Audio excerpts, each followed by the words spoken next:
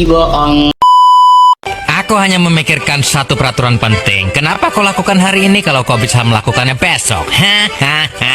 Few moments later.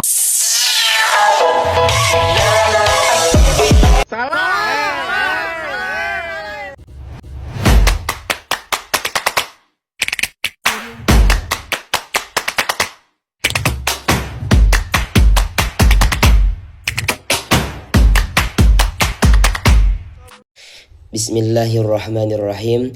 Assalamualaikum warahmatullahi wabarakatuh.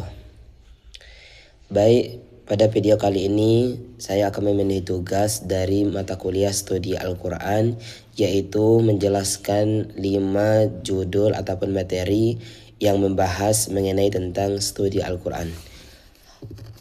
Judul yang pertama ataupun pembahasan yang pertama yang akan saya bahas ialah mengenai tentang metode dan kaidah tafsir Al-Quran. Jadi tafsir secara bahasa ataupun etimologi itu berasal dari kata al-fasar yang berarti menyingkap sesuatu yang tertutup. Namun kata ini memiliki kesamaan makna dengan al-iddah yaitu penjelasan dan al-bayan yaitu keterangan. Sedangkan menurut terminologi ataupun secara istilahnya, menurut salah satu ulama ataupun imam yaitu Imam Al-Zarkashi, beliau mendefinisikan bahwasanya tafsir itu ialah ilmu yang digunakan untuk memahami kitabullah yang diturunkan kepada Nabi Muhammad SAW, menjelaskan makna-maknanya dan serta mengistinbatkan hukum-hukum dan hikmah-hikmah yang terkandung di dalamnya. Metode pembagian kaidah tafsir ini dari sumber sisi penafsiran itu terbagi menjadi 3 kategori yang paling utama. Yang pertama ialah al-tafsir bi al-matsur, kemudian yang kedua ialah al-tafsir bi al-ra'yi, dan yang ketiga ialah al-tafsir bi al-isyarah. Baik, selanjutnya saya akan menjelaskan judul yang kedua yaitu mengenai tentang pengertian tafsir. Baik, di sini sama seperti pembahasan sebelumnya yaitu mengenai tentang kaidah dan metode-metode tafsir ataupun metode dan kaidah tafsir Al-Quran Al-Karim, yaitu di mana kata al-fasar itu ialah bermakna menjelaskan ataupun menyingkap sesuatu yang tertutup. Namun di dalam pengertian tafsir tersebut, di dalam pengertian tafsir yang akan saya bahas ini, ada beberapa ulama mendefinisikan tentang ilmu tafsir. Di antaranya ialah satu yaitu menurut Abu Hayyan, di mana beliau mengatakan bahwasanya tafsir itu ialah ilmu yang mengkaji cara pengucapan lafaz-lafaz Al-Quran, petunjuk-petunjuknya, hukum-hukumnya, baik secara kata tunggal atau dalam susunan kalimat, dan makna-makna yang mungkin di kandungannya di dalam kalimat dan kesempurnaan semua itu. Kemudian menurut definisi yang kedua menurut ulama Az-Zarkashi, sama seperti yang tadi, di mana beliau menyebutkan bahwasanya Al-Quran ini ialah ilmu yang membahas ilmu Allah Subhanahu wa Ta'ala yang diturunkan kepada Nabi Muhammad ataupun Nabi besar Nabi Muhammad SAW, dan menjelaskan makna-maknanya, mengeluarkan hukum dan hikmah-hikmah yang terkandung di dalamnya. Dan yang ketiga, menurut imam yang ketiga ataupun yang terakhir, beliau mendefinisikan bahwasanya tafsir ini ialah ilmu yang membahas tentang Al-Quran dari segi dihalalnya sesuai dengan yang dikehendaki Allah Subhanahu wa Ta'ala. Menurut kemampuan manusia, kesimpulannya dari paparan 3 pendapat di atas tersebut bahwa tafsir adalah penjelasan atau keterangan tentang makna ayat-ayat Al-Quran, sedangkan ilmu tafsir adalah ilmu yang membahas bagaimana cara menjelaskan atau menafsirkan ayat-ayat Al-Quran. Keduanya mempunyai hubungan yang sangat erat. Baik, selanjutnya yang kedua yang akan saya jelaskan yaitu mengenai tentang sumber tafsir.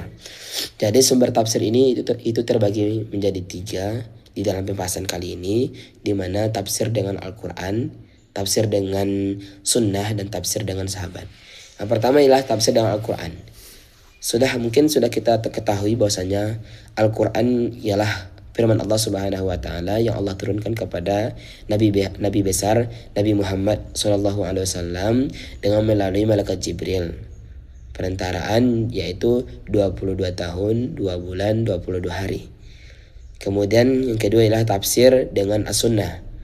Tafsir dengan as-sunnah ini ialah yang bermaksud Al-Quran ditafsirkan dengan sunnah, karena Rasulullah SAW adalah manusia pilihan Allah yang paling mengetahui maksud-maksud yang terkandung dalam firman Allah Subhanahu wa taala.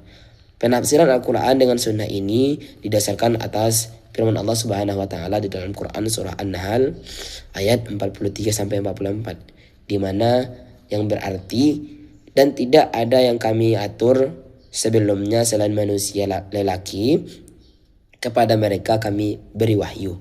Maka tanyakanlah kepada ahli risalah jika kamu tidak tahu. Kemudian penafsiran yang ketiga ataupun yang terakhir yaitu ialah tafsir Al-Quran dengan qaul sahabat.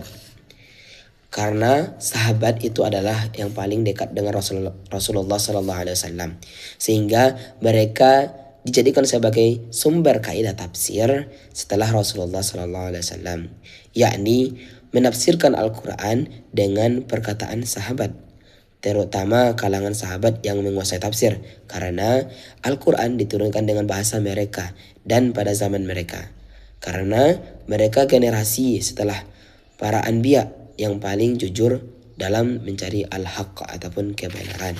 Baik, selanjutnya materi yang selanjutnya yaitu yang keempat yang akan saya jelaskan ialah mengenai tentang perkembangan tafsir di era klasik. Baik, perkembangan tafsir di era klasik. Perkembangan tafsir di era klasik merupakan fase awal sejarah penafsiran Al-Quran, dimulai sejak Nabi Muhammad SAW, kemudian masa sahabat, tabi'in, hingga pada periode kodifikasi tafsir sekitar abad yang ketiga sampai 5 Hijriah. Periode ini menjadi pondasi utama ilmu tafsir sebelum berkembang lebih kompleks pada era pertengahan dan modern. Perkembangan tafsir pada klasik didorong oleh beberapa faktor. Yang pertama ialah kebutuhan umat memahami Al-Quran tersebut. Yang kedua ialah meluasnya wilayah Islam pada saat itu. Kemudian yang ketiga ialah masuknya bangsa non-Arab ke dalam Islam. Dan yang keempat ataupun yang terakhir yaitu munculnya persoalan hukum sosial dan teologis. Kemudian pembahasan yang terakhir yang akan saya bahas ialah ataupun judul yang kelima, yakni Makkiyah dan Madaniyah. Jadi pengertian Makkiyah dan Madaniyah secara garis besar, surah-surah Al-Quran itu terbagi menjadi dua bagian, yaitu surah-surah Makkiyah dan surah-surah Madaniyah. Dalam studi Al-Quran, ilmu Makkiyah dan Madaniyah merupakan bidang kajian yang membedakan fase pentingnya turunnya Al-Quran, baik tataran isi maupun struktur tersebut. Para ulama berbeda pendapat mengenai apa yang dimaksud dengan Makkiyah dan Madaniyah tersebut, khususnya terkait batasan antara mana yang Makkiyah dan mana pula yang Madaniyah, baik dari sisi maupun strukturnya. Oleh karena itu, ada beberapa pandangan yang dapat kita telusuri untuk menentukan definisi Makkiyah dan Madaniyah. Jika merujuk pada tempat turunnya ayat, pengertian Makkiyah adalah ayat-ayat Al-Quran yang turun di kota Mekkah dan sekitarnya, di kota Mina, Arafah, dan Hudaybiyah dan lain-lainnya. Baik waktu turunnya sebelum Nabi Muhammad SAW. Sedangkan melalui kota Madinah ialah ayat-ayat Al-Quran yang turun di Madaniyah dan sekitarnya seperti Badar, Sa'al, dan Uhud, dan lain-lainnya. Bahkan dijelaskan ialah ayat-ayat Madaniyah yaitu ayat-ayat yang panjang, sedangkan ayat-ayat Makkiyah itu adalah ayat-ayat yang pendek, di mana ayat-ayat yang panjang itu ialah seperti ya ayyuhalladzina, hai orang-orang yang beriman, dan untuk kota Mekkah itu adalah sebaliknya.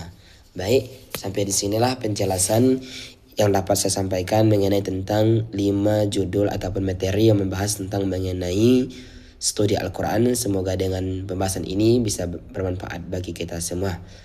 Sekian yang dapat saya sampaikan, yang baik datangnya dari Allah Subhanahu wa taala dan yang salah datangnya atas kehilapan saya sendiri. Wallahu muwaffiq ila aqwamit thoriq. Ihdinas siratal mustaqim. Assalamualaikum warahmatullahi wabarakatuh.